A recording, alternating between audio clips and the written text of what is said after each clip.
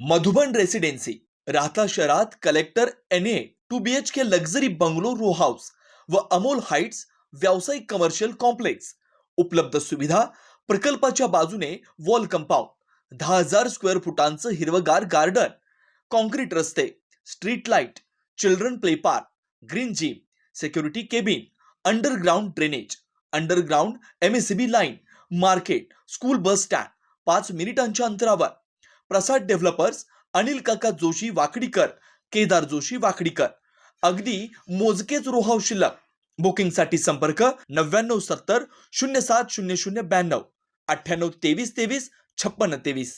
नगर मनमाड महामार्गावर अपघातांची मालिका सुरूच असून आज आस्तगाव शिवारात मुरमाडे भरलेला डंपर आणि दुचाकी यांच्यात झालेल्या भीषण अपघातात एका तरुण दुचाकी स्वाराचा जागीच मृत्यू झालाय.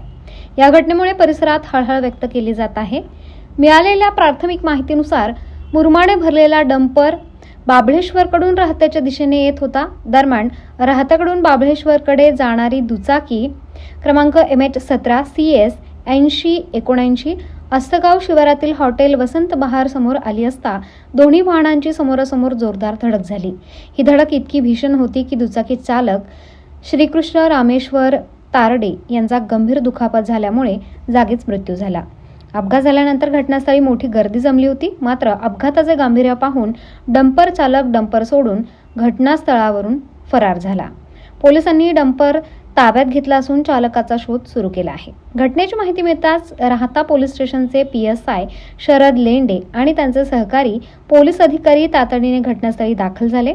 पोलिसांनी मृतदेह शवविच्छेदनासाठी रुग्णालयात पाठवला असून अपघातग्रस्त वाहने रस्त्यावरून बाजूला करून वाहतूक सुरळीत केली आहे. राहता पोलीस या प्रकरणी अधिक तपास करत असून फरार चालकाविरुद्ध गुन्हा दाखल करण्याची प्रक्रिया सुरू आहे.